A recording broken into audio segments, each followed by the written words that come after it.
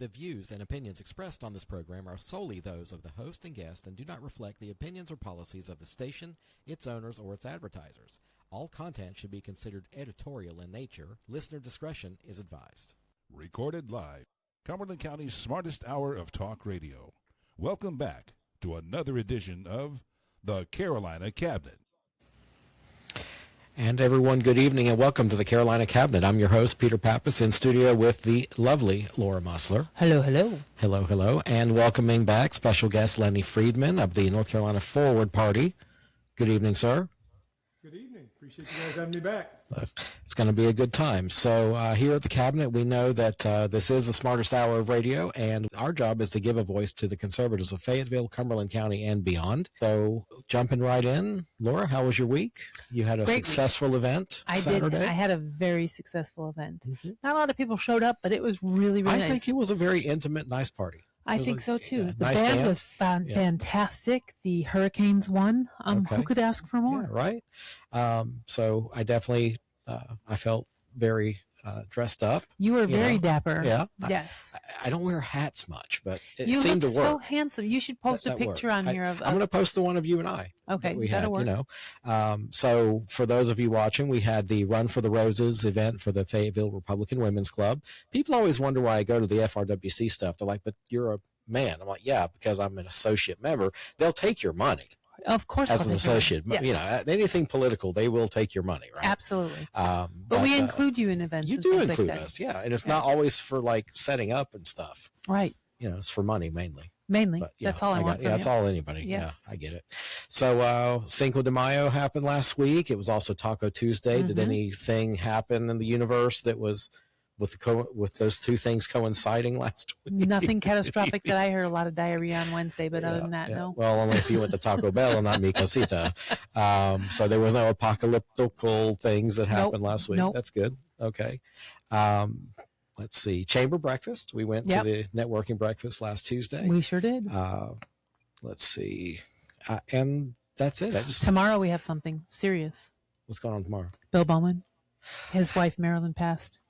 You know what? I actually thoughtfully did write that on my notes. Really? I was going to mention that towards the okay, close. We can wait till the end. We can do it at the top and the bottom. So tomorrow is at 11 a.m. at the Rogers and Breese Funeral Home is memorial for Bill Bowman's, the publisher of Up and Coming magazine here in Fayetteville, and a good friend of the party. And not for him, for his wife. Well, for his wife. Yes. He didn't pass. No. Yes.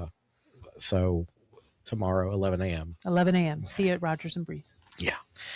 So jumping right in. So we're going to dive into independent political movements today, the frustration many voters feel towards both parties, whether North Carolina's political system still reflects the people living here, or does it just protect those already in power? We're going to discuss gerrymandering, the ongoing fallout from the teachers' rally in Raleigh. I'm still perturbed with that. The continued budget stalemate in the legislature, and a brand new website launched by independent journalist Stephen Horn. Mm-hmm. He has been on the show before, but he released a website called, I think it's very simply called Cooper Release Them. Yes. Yeah, Cooper Release Them. We're going to bring that up. But we need to bring him on. It basically shows all the criminals that Governor Cooper released during COVID and how much they reoffended and stuff, and their recidivism rate. I think it was 50% of them went back. So look, North Carolina never sleeps in politics, and neither do the voters, and certainly not us. So, Laura? Well, tonight we're joined by Lennie Friedman, a former NFL offensive lineman turned business executive and political reform advocate. After a 10-year career in professional football, Lennie shifted his focus from public policy and election reform here in North Carolina. He currently serves as the vice chair of the North Carolina Forward Party, where he's been outspoken on issues like ranked choice voting, independent voter engagement, and finding ways to reduce political division in America. So let's get into it with Lennie. Hi, Lennie. Hello. So the Forward Party talks a lot about solutions and unity, but critics say that the platform is intentionally vague. What are the party's actual policies and positions on major issues like immigration, taxes, and public safety? Just out of curiosity, to start off light. Yeah, really? That's light? Okay. All right, Lennie. Yeah, so the Forward Party is certainly very supportive of strong borders. Right? There is no ambiguity there. And what we have a little bit of pause of is when the enforcement. I can't hear him at all. Oh, Yeah, Lenny, let's pause. Do you let's go off live for just a minute. Let's try to reset our audio so that we can definitely hear you better. I'm going to stop the live, and you're still going to be in here though. Okay, just hang on.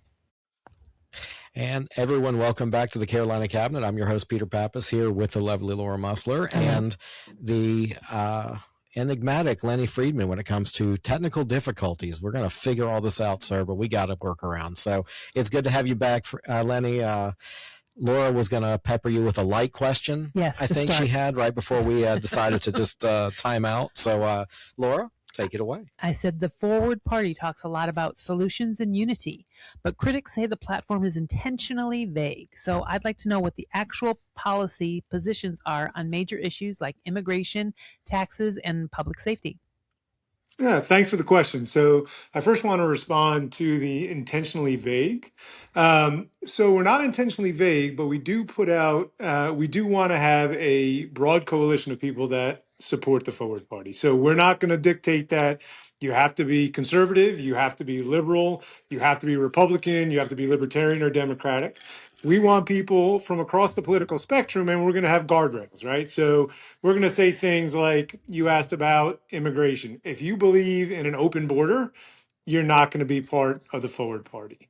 If you believe that there should be no immigration, you're not going to be part of the Forward Party, right? We're looking for people that are in the middle of the political spectrum, the middle 70% of this country. We believe in a strong border. I don't know of many countries that don't believe in a strong border, where the Forward Party will have some umbrage with, the past few years is the enforcement of when people are already in country. So how are we treating them? Are we treating them fairly? Are we treating them decently? Do they have their day in court? That's where the Forward Party is going to look at what we've done the past few years and have some pause. But does the Forward Party believe in a strong border? Unquestionably. Okay.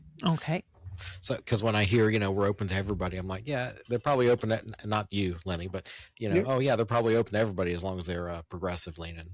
But that's not what I'm hearing here. So you Absolutely truly are not. open. I mean, you're on the fence. No, he's for borders, but he did what is the policy as far as the people that are here that came here illegally? Okay. So Lennie, that sounds like you have a platform. North Carolina Forward Party has their platform, but have you really built out to answer a granular question like what Laura's getting at? Yeah, so it's a good question. So the North Carolina Forward Party is focused much more on North Carolina than the big national discussion. So for where the National Forward Party stands on what to do with illegal immigrants in country, I can't answer that. I will say from my standpoint and what we want here, we don't want people coming to the country illegally. Mm-hmm. We do want strong borders. We do want a path to people to come in the country that want to be here. We want to make sure that we're supporting the workforce, we're supporting the country's needs. Mm-hmm. People that are here illegally, we should be finding ways to get them back to their home country. But to do so with respect to their humanity, with respect to communities. We certainly shouldn't be kicking down doors or sneaking up at people at Home Depots. But should people that came here illegally go back to their home country? Yes. I don't think they really snuck up on those guys at Home Depot. They just pulled up a Ryder truck. Right. And but anyway. Okay, go ahead. Okay. So voters already struggle to trust elections. So if we introduce more complicated voting systems, how is that going to help the electorate become more secure in our voting? And do we really want to implement a system where you need a video to instruct you on, because there are a lot of low information voters that just vote. And how does it affect if we have to have a video to explain how to vote? So you're talking about instant runoff. So I don't think you need a video or a deep understanding to say rank your candidates from your number one choice, second choice, third choice, or fourth choice. If I put a menu in front of you and say, give me your top 5 choices for dinner, you'd be able to do that fairly simply. It's the same thing with ranking candidates. Give me your top 5 candidates, or if you only like one or two of them, just your top 1 or 2. That's not a complicated ask. When you have long ballots that have a bunch of different elections, whether it's for sheriff or congressman or mayor or city council, you're doing that now. It's not complicated to say rank who you think is your favorite top 2 or 3. Like, I think that comment is a little bit exaggerated, right? We all rank things all day, every day. It's not hard to do so. Saying that ranked choice voting or instant runoffs is too complicated is BS, to be quite honest. Okay. I mean, I haven't seen a video telling me how to vote right now, That's like true. instructing me. So Well, maybe it is, But if ranked choice voting is such a clear improvement, then why are so many states actively banning it instead of adopting it? So I don't think states are actively abandoning instead of adopting it. I think the Republican Party, after the Alaskan elections, got upset because their preferred candidate didn't win because the voters didn't want them. So this isn't because of it's a poor election choice. It's because the Republican Party at the time lost, and the president and head of the Republican Party said, "I don't trust it. I don't want to do it." Well, That that's has nothing. and he's talking about Lisa Murkowski, who won because she collected second choice votes, and so the more conservative candidate lost, and she's more of a moderate, like. So in this particular race, it wasn't Murkowski that most people talk about. It was Sarah Palin, and it was Sarah Palin who lost to, and I'm gonna butcher her last name, but Mary Pelota. I can't remember her exact last name. Who was a Democrat, and you had a centrist Republican. So you had a centrist Republican. You had Sarah Palin, who ran far to the right, and you had a centrist Democrat. And what happened was in the second round of voting, those who voted for the centrist Republican said, if I have to choose between a centrist Democrat or a far right Republican, I'm going to choose a centrist Democrat. And that's what happened. So the voters said, no, if I have to choose between extremists or 2 centrists, I'm going to go with the centrists. That's what happened. And I didn't spar with you earlier, Laura. I thought I'd save it for the show, but you mentioned, and I agree with, in our current situation where we have Republicans are outnumbered 3-1 here in Cumberland County specifically. So how it hits home is that with ranked choice voting, and if only Democrats turn out to vote, we're going to have solid Democrats winning everything, because then the Republicans aren't putting forth a candidate that's worth a damn. Well, we don't do that anyway. So Yeah, well, I know we've had that problem here locally, but also all the cities that do it, major cities using it, New York City, Democrat; San Francisco, Democrat; Oakland, Democrat; Minneapolis, Democrat; Seattle, Democrat; Portland, Democrat; none of those Salt Lake places City, I really want to go Democrat. hang out in. They're all Democrat one, and it's hard for a Republican to gain any traction when. And so look, yeah. So that's not because of instant runoffs, though. If anything, instant runoffs would support other candidates. So, well, then why aren't Republicans winning any of these where we do have the ranked choice voting? Why aren't Republicans or centrists winning? Why aren't Republicans winning the New York City mayoral election? Well, I know why. That has nothing to do. That has nothing to do with the. Salt Lake City is Utah is a Republican state, right? But and the GOP uses instant runoffs. The GOP uses instant runoffs in Utah. Oh, okay. So I think just ranked choice voting here locally in Cumberland County would essentially hand a win to the Democrats for the next, I don't know how many years. Forever.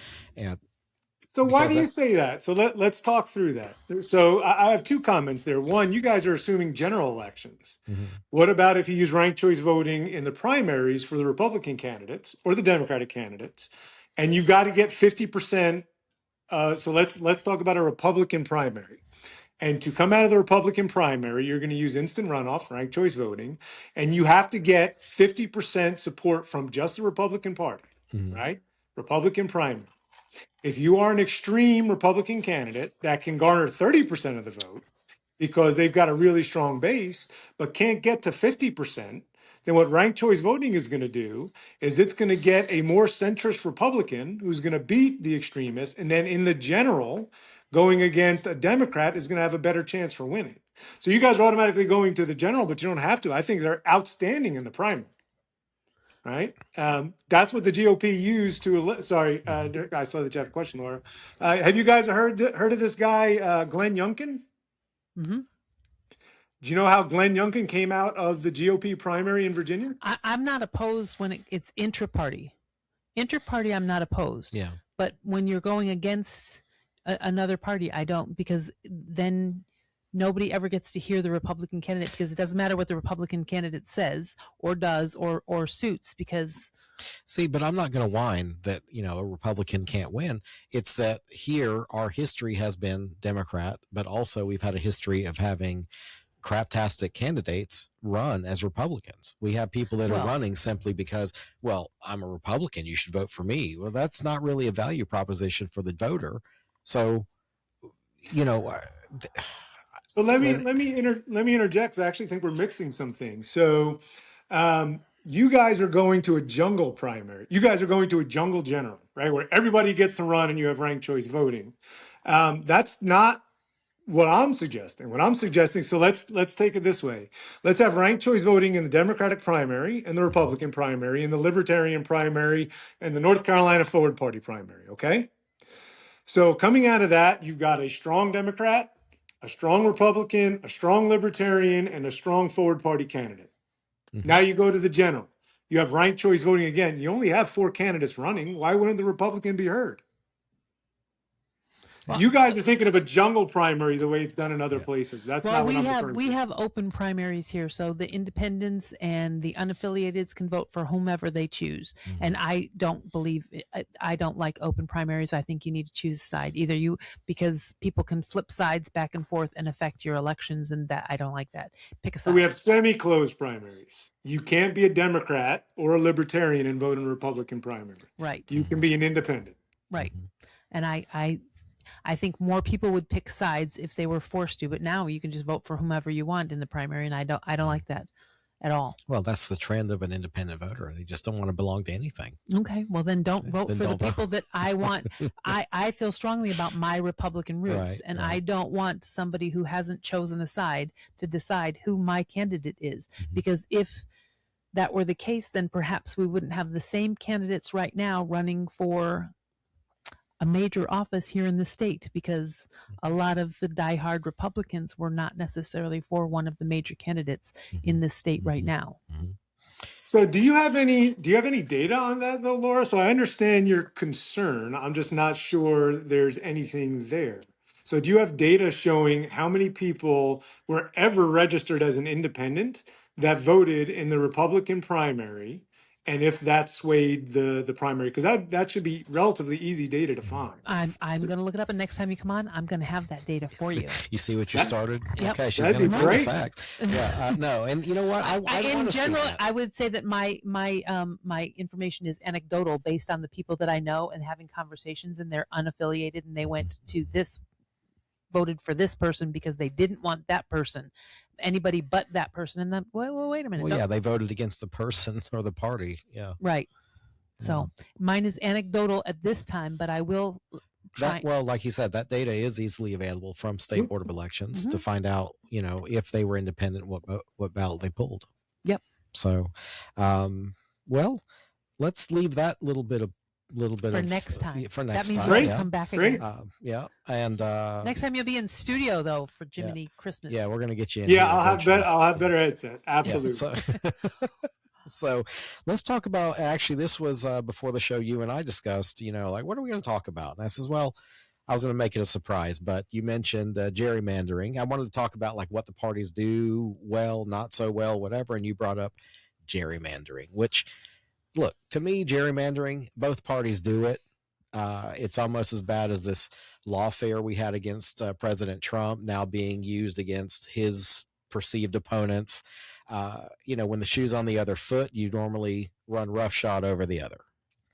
So, no, traditionally the Republicans don't run roughshod, and that's the problem I have with the Republican Party. We need to be running roughshod over when we have how power. do you explain the supermajority we had when we ran roughshod over Governor Cooper? Well, I'm talking. I mean, I don't mind that so much because it was Cooper, but Yeah.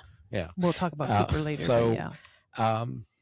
in my opinion, the politicians now they're choosing the voters instead of the voters choosing the politicians. The way they have gerrymandered some of these districts, they have. Let's look locally here in Cumberland County, our state Senate seats. Mm-hmm. We have two. Mm-hmm. We have Senator Tom McGinnis and we have Senator Val Applewhite. Both are in very safe D+ and R+. Mm-hmm. So it's almost like they were, my opinion was they gerrymandered it this way so that they don't have to make Cumberland County a contentious race. Right. It's kind of tried and true. We're going to have 1 and 1. To me, move on. The Republicans can gerrymander things or the Democrats can gerrymander things, but they make it so that the Democrats are going to win by 70-30. Well, why not make it a 60-40? You still win 60-40. You still win 55-45. So make it closer so that there is a chance that moderates or centrists can win, because I don't like extreme left and I don't like extreme right. I am conservative down the middle. I have some right-leaning things and I have some left-leaning things. Mm-hmm. So I like the centrist. So Lennie, what's your take on the gerrymandering situation here in North Carolina? I think it's got a terrible history. I think when the Democrats were in charge of the General Assembly, they gerrymandered the hell out of our state. Mm-hmm. And I think then when the Republicans took power in 2010, and Laura, they certainly would have made you proud if you want them to play hardball. They played hardball because they gerrymandered the hell out of our state. And then they just gerrymandered again to try to get Don Davis out of Congress. So, Peter, what I agree with you 100% is those in power try to stay in power. Mm-hmm. Right. So I don't care if it's the Democrats that are in charge or the Republicans are in charge. They're going to try to tilt the playing field as much as they can. And I think it's disgusting. And something I was thinking of before I came here, if you look at the last 16 years in our country, now I am talking higher level, the leader of the Republican Party, I think everybody would say Donald Trump. The leader of the Democratic Party, I think everyone would say President Obama. They both came out strongly supportive of gerrymandering in the past X amount of years, right? Donald Trump said, let's have a mid-decade redistricting in Texas. Like that was literally what he said. The Texas Republicans jumped up and said, yes, sir, how high? And then what Virginia did is, oh, well, if they're going to do it, we're going to do it. President Obama came out and pushed hard for the Virginia Democrats and for the Democratic electorate to support the gerrymandering they just tried to get done in Virginia. So the two leaders of the two most powerful parties in this country were both pro-gerrymandering, and that's awful. Mm-hmm. And that, to me, tells you all you need to know, because when the chips are down, both sides are going to try to gerrymander it. And what gerrymandering is, Peter, to your comment, it's the candidates picking the voters. Mm-hmm. And there are ways that we don't need to do it. And it's really sad to see. It just is, because then we don't know where the North Carolina voters truly are, where the American voters truly are, because I think the statistic is in 430 congressional seats, only like less than 10% are actually competitive. Mm-hmm. Mm-hmm. 10% are actually competitive. So 10% can swing the votes. So 10% of this country is dictating what the rest of this country lives with. And I think that's terrible. So how do you recommend that we pick districts? Yeah, well, slow down. So, yeah, let's solve the whole world's problem right now. Yeah. So, what would be maybe your first suggestion on maybe a good step in the right direction? Yeah, so the two most common things would be an independent or bipartisan redistricting committee. Now, you and I think all three of us can agree there's no true thing as a independent redistricting committee, because who picks them? Give you a big old wink, Lennie. Yeah, 100%. So well, then today I identify as a Democrat, so put me on as a Democrat. So if we're gonna have open primaries, then I'm going to identify as a Democrat and be the Democrat on the gerrymandering line drawing.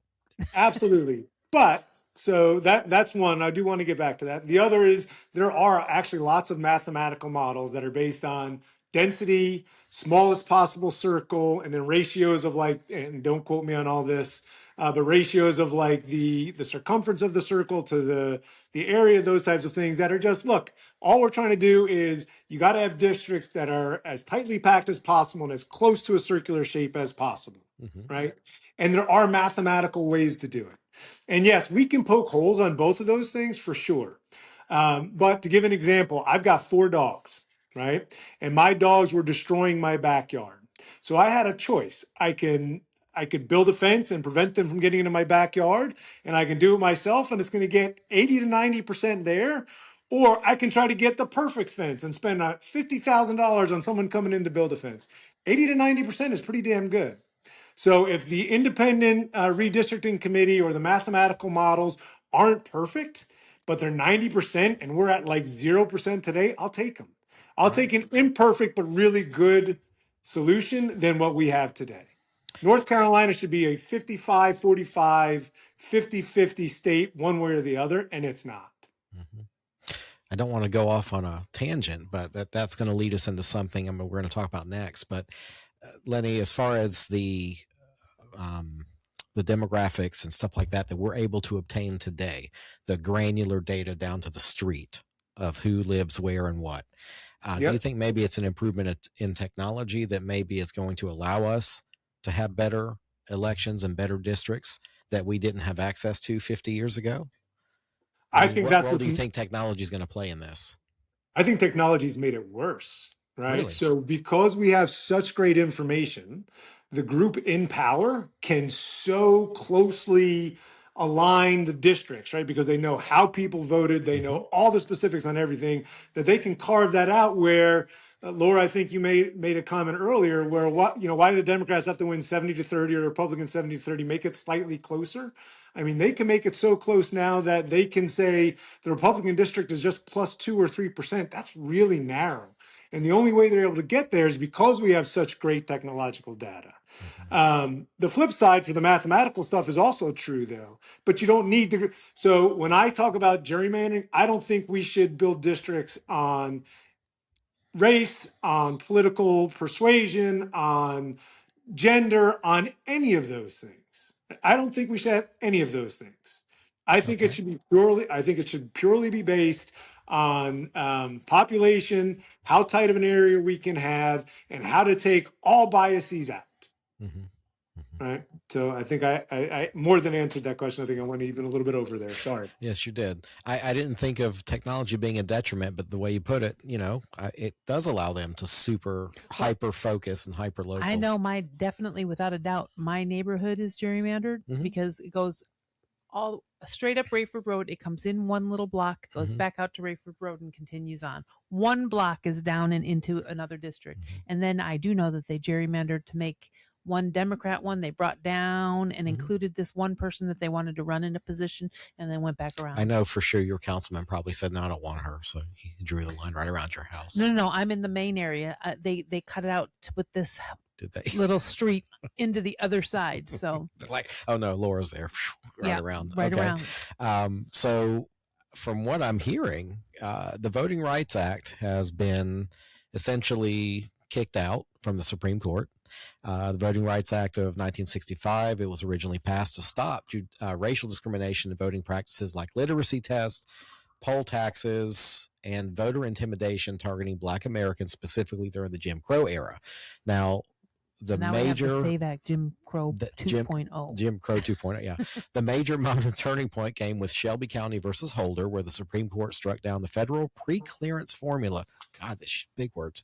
Pre-clearance formula used to monitor certain states. So people that support the ruling say that we can't permanently govern like we're in 1965.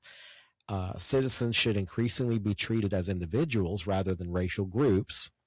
But the critics argue that voter discrimination still exists, to which I'm going to ask where, and removing oversight weakened protections for minority voters. And I want to know how.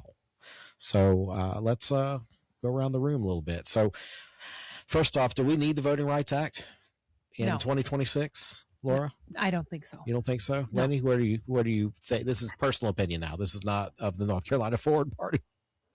Yeah, that's fair. I will make a comment though on the Forward Party, and this is what we talked about with guide rails. I guarantee you, there's people in the North Carolina Forward Party that are going to look at it differently than I do. Right. Right. I'm probably going to be more on the conservative side, and that's okay. Right. That's what we want. We want debate. I don't know if I can talk that intelligently about the entire Voting Rights Act. I can talk about what just happened with the Supreme Court. Where I think we left some on the table is I'm fine saying you cannot create districts based on race, right? Because part of what's going on is why is it just districts based on color of skin? Why are we just worried about the black voter right now, not the Hispanic voter, not the Asian voter, not the white voter, not the female voter, not the Jewish voter, not the Muslim? Like, so that it was just one group that was being protected, and for good reasons, right? That group was absolutely put in terrible positions throughout America's history, right? So that's why it was created. But where I think the Supreme Court left it on the table, left something on the table, and Congress left something on the table, is they're saying, oh, you can't do racial gerrymandering, but you can do political gerrymandering. Well, in today's world, that's almost the same thing, right? So if you think about the percentage of Black Americans that vote Democratic, it's an extremely high percentage, right? Not 100%, but let's say it's 80%, 85%, 90%. So you're saying you can do it on a partisan basis. Well, you're kind of doing the same thing, right? Just the flip side of it. I wish the Supreme Court said you can't do any of that. You can't, and that's what we were talking about earlier. You can't take immutable characteristics into place, which is gender, race, religious belief. You can't, but you also can't take party into place. And the fact that we're allowed to take party into isn't place. a protected class, though. That could be why they didn't. Party's not a protected, Right. Fair. I just don't think I don't think that's right. That's what gerrymandering is doing, right? That's the politicians selecting the voters instead of the other way around. I don't think we should be able to take any of those things into account. So, what in practice, what would this look like? I mean, let's stick to our hometowns here. So, Lenny, where are you located? I'm in Raleigh, Wake Raleigh. County. Okay, so you're in Wake County. We're in Cumberland County. We have about 400,000 people here. So, what would the districts look like? Does anybody remember what it looked like before we got into this gerrymandering BS? I don't think we've ever not been in it. Yeah. I mean, would you just be dividing among geographic boundaries? And where does the first circle start in order to least affect? Because if you start the circle at the Capitol and then you work out from there, circle, or whatever, or do you start in the city center, or where does the circle start? Because if you start in all the city centers, then you're going to have a straight up Democrat for the most part, a Democrat in the city. Well, and let's just take party out of it right now, because I mean, population's population, like Lenny said, about 60 or 80% of the Black voter is going to be Democrat. So going along party lines is almost as bad as racial profiling. But if you do it by demographic, but if you do it by numbers only, then just numbers of households or people. Number of voters. So okay. I think it's like 760,000 people is what average makes up a district. Then that would make some districts so large it would be undue burden on people to have to go all the way over somewhere to vote, because the districts would be so large. Because in these rural areas where I own, 400 acres, I'm one house. Mm-hmm. Where would I have to go to vote? I didn't tell you to move to the damn boonies. No, I wouldn't live in the boonies because I love the great outdoors from the great indoors. Yeah. But I'm just saying, if I were one of these move to where the people are. But see, we still have a very good system of precincts within the districts. So the actual physical act of voting would not be much different than what it is now. But I'm just thinking, like, we've got 2 Senate districts here in Cumberland County. It's basically a reverse C. You've got Mr. McInnes's from west of us, from Moore County. It comes in, goes out across the river, and then comes back south and gets in the Hope Mills area, and then goes back. And then you've got Senator Applewhite that pretty much takes the center of that C. How the hell did they come up with that? Right. So would they just take Cumberland County and split it in half and say all the guys on the east are one district and all the guys on the west? I mean, where do we start? Don't know. It's a good comment, but Laura, to your question, have you seen? I think it's North Carolina District 1 right now, which is the one that they tried to gerrymander out, On and the coast. yeah, and how massive that is from a Yes. geographical standpoint. That's horrible. Yeah, but that's for Congress. I was trying to keep it rational down here right now. But yeah, no, for Congress, they do all kinds of crazy shit.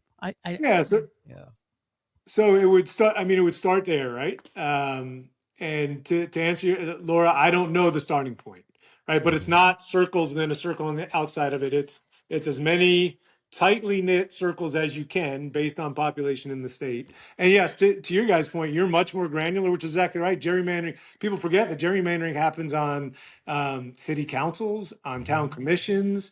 But it's and this is where, Peter, with the technology we have, it would not be hard to come up, not without some inputs, but it would not be hard to come up with mathematical models that bases it purely on the tightest circle you can make with even population, with the caveats of trying not to break up,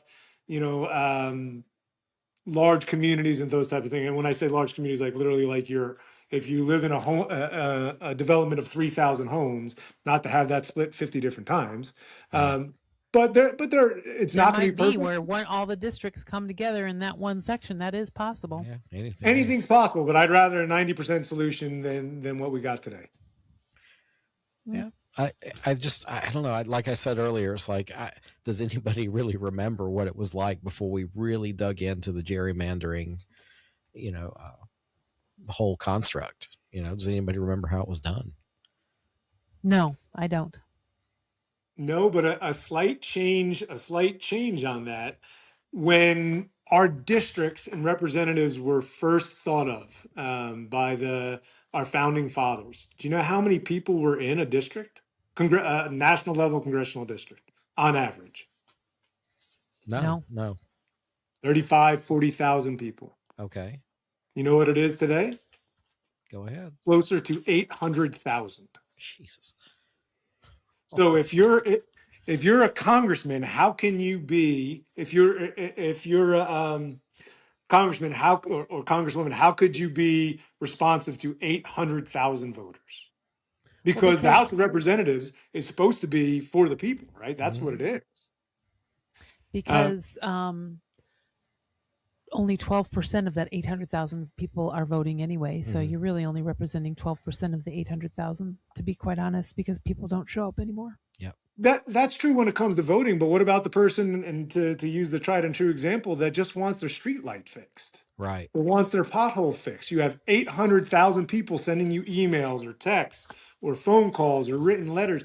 It's humanly impossible to really be a representative with 800,000 people. Show me your voting record and I'll decide if I'm going. If you haven't voted in the last one, I don't care if your light works. No, I'm just joking. Totally joking. That was a joke. Laura's harsh, man. Harsh today. She gets gerrymandered out of a damn district, and she's all about keeping everybody else down. She's like, oh, hell no.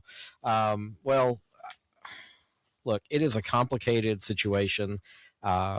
I agree that I would like some simplicity in what's going on. I think having an equitable system of different districts would be nice. But I am focused hyper-local. The city council and county commission, the way we do that, I think right now county commission of Cumberland County is completely upside down and bass-backwards. I mean, 2 districts, 400,000 people, and one of the districts only has a quarter of the landmass, and it includes Fort Bragg. So there's most people don't vote in that district. So we have lots of change. That's a whole other thing. We need to get the military voting in local elections. Yes, we do. Well, and we'd like them to vote Republican. However, I'd like them to vote. We need to offer a valuable proposition on why they should vote for conservative things over liberal things. But that's our fault as a party. We have to get good candidates. I was going to say it's not our fault as a party, because I think our party platform is solid. It's the people that have tried It's to the people our represent. party encourages that are just dumb as a box of rocks, and I'll just leave it as that. So, yeah. So, Lenny, I already got criticism this past weekend in like a Watch Out Fayetteville group that I bashed my own party, and then they were going to boycott the restaurant. I was like, I don't, what, man? You didn't see that See, comment? to me, I like holding to. Okay, so I discipline my children because I love my children, because I want them to be the best versions that they could possibly be. Mhm. So I want to discipline the public Republican Party because to me it is the best party out of our current options. Not saying it's the best party ever, but out of the current options that we have, it's the best. It has, or to me, for me personally, I don't agree with a lot of things that other parties agree with. Mhm. There are some things that I do. So to me, I reprimand them or call them out because I love them, because I want us to be the best version of ourselves. As you Fair. should. And I agree with both of you guys. And Peter and Laura, I'm really glad to hear that you guys are willing to criticize your own party. I think we need more of that, right? I think this whole loyalty requirement, I want my dogs to be loyal, but I don't want people in my life to be loyal, right? It doesn't matter how close we are. Peter and I are pretty close. We're I would say he's almost a friend. Yeah, no, I'm just almost. joking. Yeah. He's my friend, and we're not going to agree on 100%. So how can you expect me to agree with an entire party of Mhm. hundreds of thousands of millions of people? That's just not going to. We're not going to agree on everything. Mhm.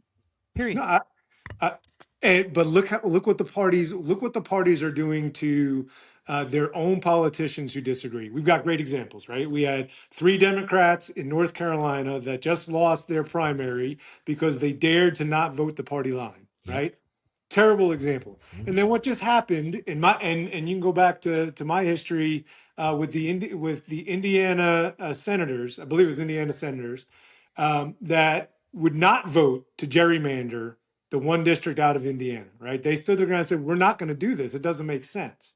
And what did the Republican Party do, led by Donald Trump? They said, oh, if you're not going to support me, we're out. And they spent like $13 million on local elections. And I think only one of the people that stood up and said we shouldn't gerrymander won his primary or their primary. So they're being punished for standing up for what they believed in. Peter, you just said that you're being punished for calling out your own party. That's terrible. Well, Right? Well, Like, the same thing. well, okay, they try to. I don't feel the punishment. Okay, I but the just, same thing like but- Tucker Carlson, the same Yeah. thing like what's his name, Ben Shapiro, Mhm. Marjorie Taylor Green. I mean, They were yeah. all MAGA. They believed in Yeah. conservatism, and then they have a disagreement, and then they're trash. Mhm. That doesn't make any sense. That's one thing I do not agree with Donald Trump about. Is if you don't agree with him 100% and walk the line Mhm. and tote that. The Donald Trump line, not necessarily the Republican line, but the Donald Trump line. He's like, you're trash and you're just you know what? Grow Yeah, up. just let it go. Just let it Yeah, go. yeah, yeah. Let people Well- have their own opinions. Well, so Lenny, my thing I like to joke around is that people here, they love Donald Trump, but as soon as they get, so they like the way Donald Trump speaks sometimes, and he's a little harsh, but then when I trump somebody and speak to them in that manner, No. they clutch their pearls. Yes, you're not You know, allowed to. Oh Lord! I say, well, you like it on national TV. I guess you don't like it because what? You're stupid. I don't know. I just tell them, look, I don't have to look at that in the mirror every day, and I walk off, and you know, they are puzzled. But anyway, so yeah, no, he is not the best example, and I wish some of that would stop. That just goes back to the decorum of the office and things of that people, they just don't know. I agree. I just think it's very public the way the party cannibalizes itself. Mhm. We're supposed to be the party we're bringing people in, and we keep cannibalizing our own, and that's just not okay.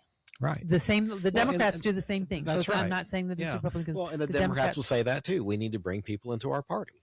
You know, they want to bring people in just as much as we do. But you have the crazy blue hairs and the crazy red hats, and the middle 90% of our country's like, chill out. Just, you know, we don't need this BS here. Let's move on to so Lenny, you were up there in Wake County. The teachers decided to close school a couple Fridays ago and march on Jones Street. Have you seen any progress since then? I haven't. I haven't seen progress. I mean, I understand what the teachers are trying to accomplish, and I Mhm. certainly think they're underpaid, especially when, I mean, it's a free market, right? So in our market, if you're a teacher and you can get paid more in Tennessee or South Carolina or somewhere else, and you're looking for a job, you're going to certainly take that into consideration. Shutting down the schools is tough. It's tough on the parents that have to find babysitters or take off work and those types of things. I understand what they're doing. I do think we should be paying teachers more. Shutting down schools is tough. I don't think you're going to find many people that are going to publicly say, screw them teachers.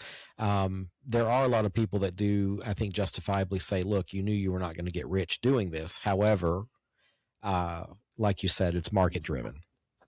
And if we're losing talent to those neighboring states, then we need to bring it up. Now, Governor Stein was on another podcast recently, and his take on how we pay the teachers and state troopers and things like that. I think the quote was essentially, North Carolina is paying people as if we're a poor state, but we're not a poor state. So a little bit free with the checkbook, I think he wants to be, but I think he had a point that perhaps we have not kept up with the market on certain professions. The teachers haven't, or whatever, but the administrators are making bank. Mm-hmm. We need to get rid of some of these administrators. There's a school board meeting tomorrow. You want to watch? Yep. Okay, we'll watch. I'm not going down there. It'd make me drink. Oh, I have a GOP board meeting. Oh, do you? Yeah. Lucky you. I'm coming in dressed as Maleficent.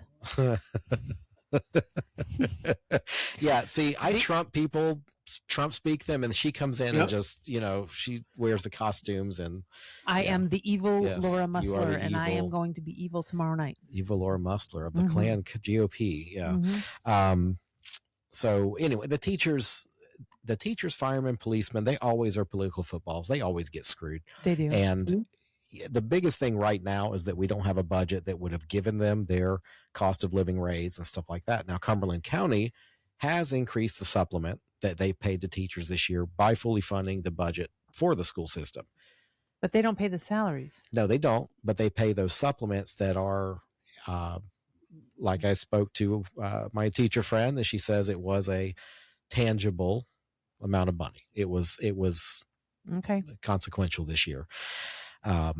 But so, yeah, because the county's responsibility is for the buildings and for the Right. capital stuff, but they do have some flexibility. I mean, teachers shouldn't have to buy their own damn pens and pencils and No. They don't. The paper parents and- buy them. I need Yeah. 4 boxes of Kleenex, and I need some paper towels, and I need Sharpies.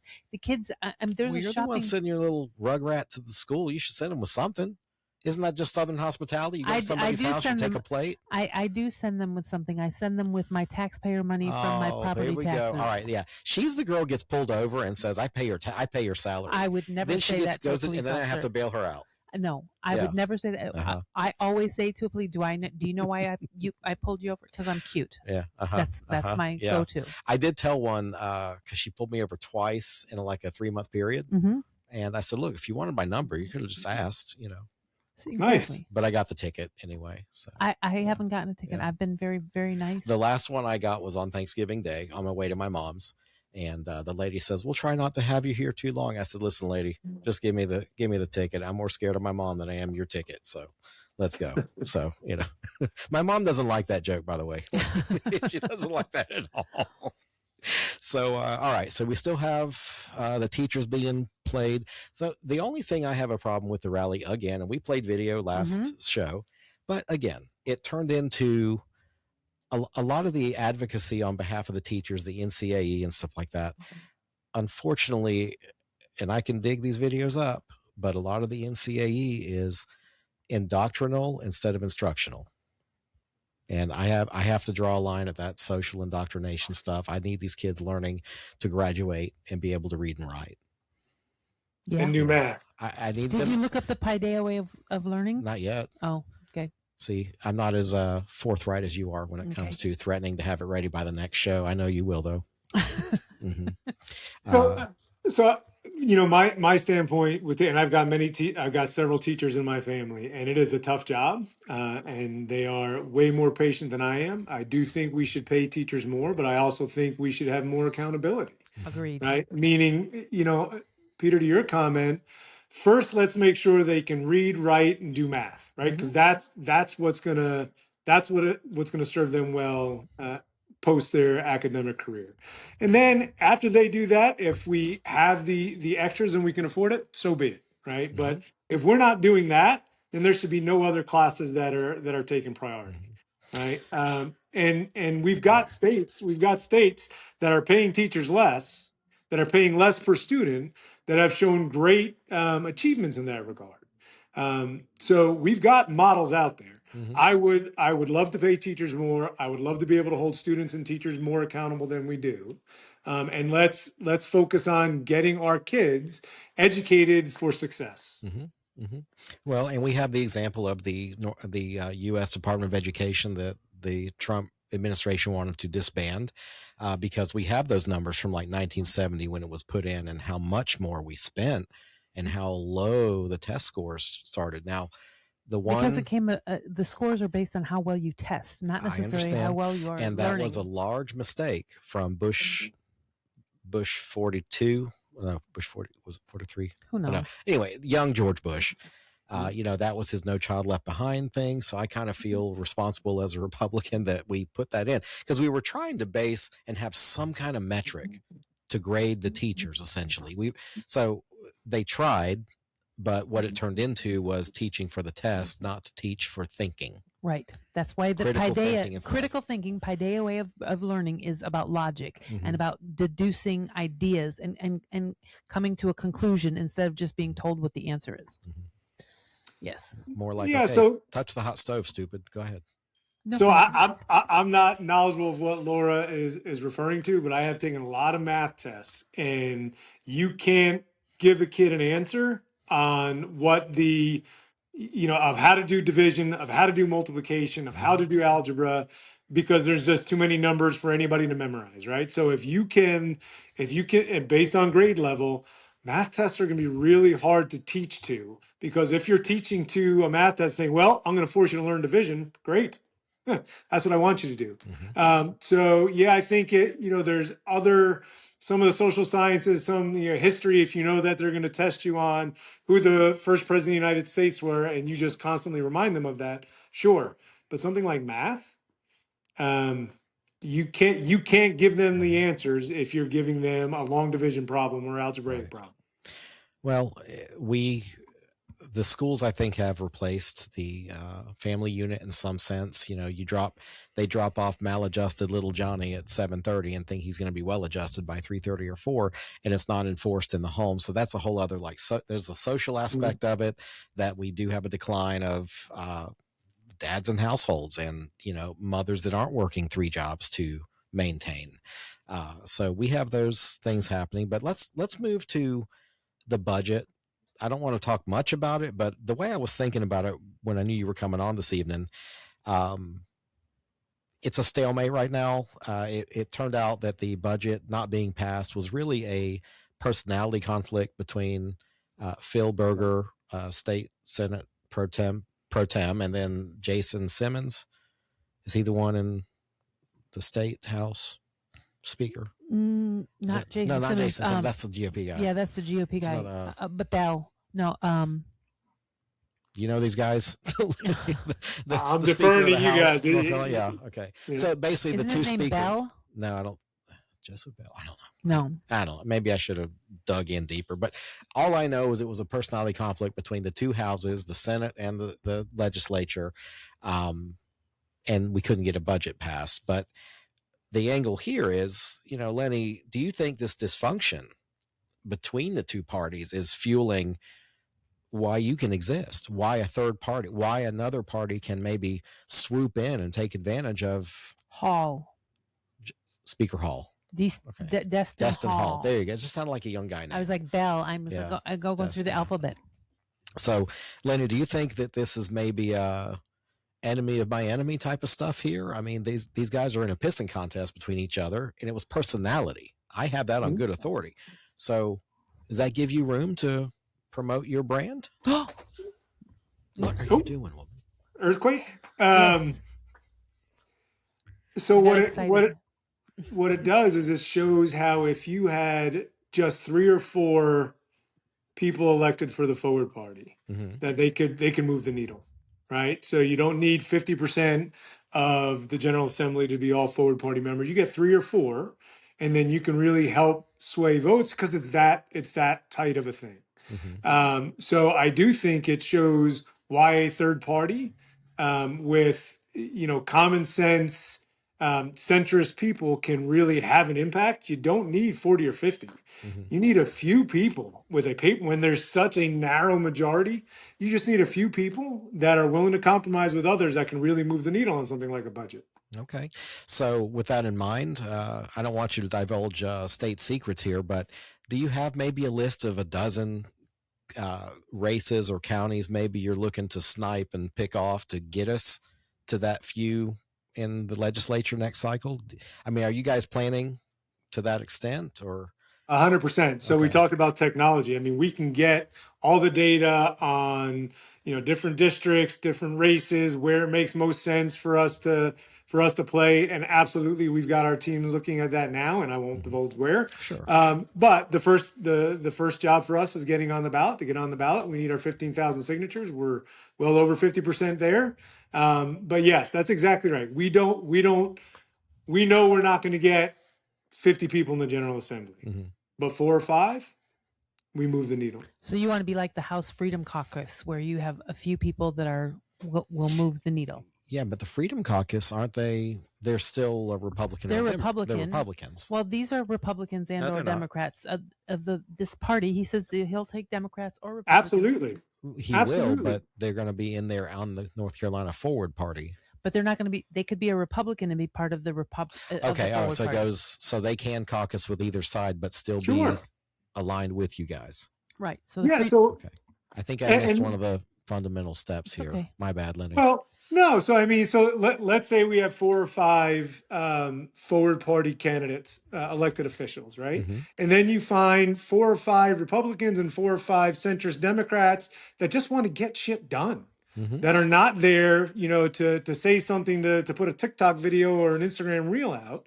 Then you've got a coalition of the willing, to use an older term, coalition of problem solvers, another common term, to get things done. And then you really start swaying things. So that is a big part of what we're trying to do. All right. Well, look, the legislature boned the whole budget thing, so you guys better swoop in and pick up some people then. I expect to see some people on the ballot then. Mr. Friedman. We're working to it. Okay, that's let's right. get We're to working that. to So, I'm going to wrap up here. I want to bring up the last part that I wanted to just acknowledge. So, independent journalist Stephen Horn, who previously has been a guest here, he cracks me up sometimes. He was a January 6th guy. He actually was convicted. Up there, really? he was there he was there in the capacity of journalist, and I'll let him tell his story again. But essentially, he's like, "I'm here as a journalist," and they're like, "Screw you," and they arrested him. Nice. So all kinds of rights violated that day for him. And again, whether I agree that they should have been up there acting like fools either, they were all idiots. I do appreciate the one guy that did take a dump on Pelosi's desk. No, oh my God! I mean, come on, it's sophomoric, but. I mean, she's been doing that to the whole country for the last 50 years. No, that's disrespecting the office. It's disrespecting the people's house. No. If she was lucid enough to understand where she was, okay. If there's one thing that Nancy Pelosi, I don't agree with her on anything at all underneath the sun. She is smart as a whip, and she is very lucid. You think? But I do. I don't know. She drinks a little much. One side of the face doesn't agree with the other. Anyway, whatever. That's just personal attacks. I mean, that's whatever. But anyway, I feel like she's been dumping on the whole country for 50 years, and we can just agree to disagree on that. So, independent journalist Mr. Horn has created a website called Cooper Released Him. I'm going to share that so that everybody can see. Let's see here. Tab, Cooper. Okay. So, we should be seeing... should be coming up now. First off, a very simple but nice design here. What has been proffered is that approximately 50% of the people that Governor Cooper released during COVID for overcrowding or whatever it was reoffended.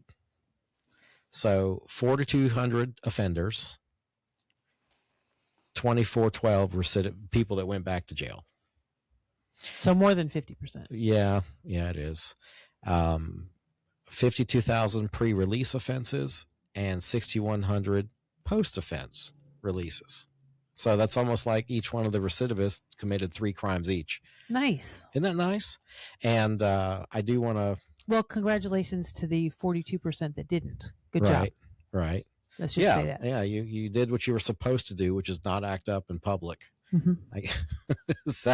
Are we rewarding the absolute bare minimum now? Well, I mean, let's pretend for a moment that I was a criminal and I was in jail and I got a second chance, I would not go back. Yeah, you wouldn't want to. No. So congratulations to those people that did the right thing. Some people like to be amongst their peers. Yeah. You know, so this is, I do want to share this, whether we agree or so part of the Cooper released him. This was the motivation behind it. If you can see that, it is a billboard in Charlotte. Welcome to Charlotte. We hope you don't die. That's nice. And it's, of course, this is Irina, who, of course, this gentleman was her, or this man was her murderer on camera. He was released a bunch, though. Yeah, he was. Well, the excuse was mental illness and this, that, and the other. Roy Cooper wasn't there releasing people.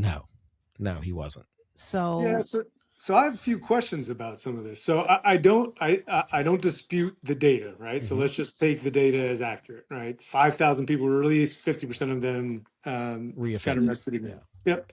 So let's leave that as is. My question would be: is what control did and this is an honest question for the reporter? What control did Cooper actually have to release them? Was it because I don't believe the governor can just decide to release people, right? So what is the process that was put in place? What were the decisions that went into releasing them? Why were they released? Who was part of it? Because I find it really hard to believe when I see things like that says Cooper released all these people. Did he? Well, because you had the North Carolina General Assembly there, and they typically have a role. So if we peel back that onion for a moment, let's remember who the Attorney General was for Governor Cooper. Okay. Current Governor Stein. So no, see, Lenny, you're having a rational thought process of he probably wasn't the one with the keys in his hand, that there were other things in place, but you know that appearance is politics. Sure. And it's just as, Donald Trump closing the border and sending ICE and doing all this crap. That's Donald Trump's not at the border, but that's him doing it. You see? So it's the perception, and that's what this is about. It's whether we believe that Cooper went and unlocked, 5,000 hardened criminals is not the point. And send me your questions because I'll ask him. Yeah, rational people will ask the questions you're asking, and rational people will step through it and be like, that's what I just said. Really? He didn't actually go and release them. Yeah. Maybe he ordered it. I don't know. I would like to know how this came about. They were released while he was the governor. That doesn't necessarily mean that Cooper released him. And I'm not a Governor Cooper fan, but I like to know. I don't like to speak about. Well, and look, so the website existing is accusatory of Governor Cooper, but we hold our political elected officials accountable, and this happened on his watch. And I think so. I think we should separate a few things. First, it's probably a very good ad if you are anti-Cooper, right? So from a political ad and perception is reality, it's a good ad, right? I've seen those type of things out there. And I'm certainly not expert in any of this. And as the governor, you can certainly push for policies and push for things that you want to get done, and you are helping to steer the ship, which is a big ship. But I'd like to Laura's point, I'd like to pull the thread a little bit more, right? So what was the policy? What were the decisions on to release someone? Those decisions clearly weren't well thought out if 50% are going back to jail. So there's a problem there. Who all was involved? What is the real decision process? I would like to understand the data, understand the details before jumping to assumptions or conclusions. But as an ad, it's an effective ad. Agreed. Oh, I'm going to run that ad all over the place, but I just want to know. I kind of do want a little truth in advertising. Like, I Right. do want to know, and I would want to step through it, like Lenny's saying. That's what rational adults are supposed to do. Right. We're not supposed to read the headline and just go absolutely crazy. And I don't. That's why I'm saying I want to know. I want to know before this guy comes on, I'm going to do a deep dive to figure out exactly what it was that made them say Governor Cooper released him. Well, and like I said, because was it an emergency? Like, because he could have given like an emergency executive order. And I think it was around COVID. It was when a lot of the stuff happened. Okay. And I mean, look, like we I gave said, up so much in COVID. Yeah. We really were just looking and the other shame on way. the American people. Yeah, well, not me. I didn't get a jab. I refused to put on a mask. All of it. I got a jab because my parents were living with me, and they still got the damn COVID. So I got right. Now I have weird DNA now because I was trying to protect people that ended up getting it. You have weird DNA anyway. So. I didn't say it was started off normal. So, Jesus. All right. Well, you know what? Before we go too long, I just want to remind everybody tomorrow, Mr. Bill Bowman's wife's memorial is at Rogers and Breese at 11 a.m. This coming Wednesday, we welcome Mr. Tom Hatch, former principal of Terry Sanford High School, former candidate for School Board District 3, I believe, very vocal advocate for the school system. We're not going to agree with him on school vouchers. I think I've already told him we're not going to spar much on that. We're not going to spar. Am I not allowed? I like Tom. I don't. He just doesn't see it the way I do. Hold on, just a second. Just because we like somebody doesn't mean we don't challenge their thought process. So you're saying we can't spar? I began my day very challenged. Okay, but no, we're going to challenge Tom, but it's going to be a rational debate. We are not going to be emotional. When am I ever irrational? Behind the scenes, maybe. I was going to say, okay. Yeah. All right. We know you outside of here. Okay. Right. So look, I guess my final thought here, Republican, Democrat, Independent, North Carolina Forward Party, are we just politically exhausted? I think one thing everybody can agree upon is that North Carolina politics, we are definitely an interesting bird. And I feel like we're the house of misfit toys sometimes. Yeah. Sometimes. So I want to thank everybody for. Well, can we ask where listeners can hear more about the Forward Party? How about let him plug a little. Okay. And I will put it on the screen since you're shaming me right now. I'm not shaming you. Go ahead, Lenny. Give me your website. I'll put it up. Yeah, absolutely. North Carolina ncforwardparty.com. We're on Facebook, Twitter, LinkedIn, Instagram. We try to be at events every weekend, multiple times a week. We were just down at the Fayetteville Dogwood Blooms Festival. We were in Apex. We were all over the place. So come check us out. Ask us questions. I have a very specific question. I am the president of the Fayetteville Republican Women's Club. And I would love if you have somebody in your Forward Party that is a registered Republican that could come and speak to the Republican Party, because I'm not allowed to have anybody that's not a Republican speak. You can attend our meeting, but you can't speak. And can you speak to each other? You can speak to each other, but you can't put on a presentation unless you are a registered Republican. So if you have anybody in your Forward Party that is a registered Republican, I would love to have you come down and speak before the Fayetteville Republican Women's Club. So maybe win some hearts and minds. Yeah. Excellent. So I can tell you that the Republican mayor of Concord is forward aligned. Now, I can't say that he's going to come and speak with you guys. Okay. And a Republican commissioner out in Wake Forest is also forward aligned. We say forward aligned because we're not official party yet, so we're on the ballot. But yes, absolutely. I will look into that and I'll get you some names. Thank you so very much. I appreciate you. Thank you, Absolutely. Lenny. So thank you to everybody that jumped in and out of our live today, even though I was a little staccato with the beginning, and you have homework to do. You can always catch our shows on thecarolinacabinet.com. Please visit, and you can like, share, follow, of course, the usual stuff, but you can also send us a voice note, and you can sign up to be a guest. And we're going to figure out if there's a phone call number that we can phone call in. And we will have a phone number at some point. Yes, we will.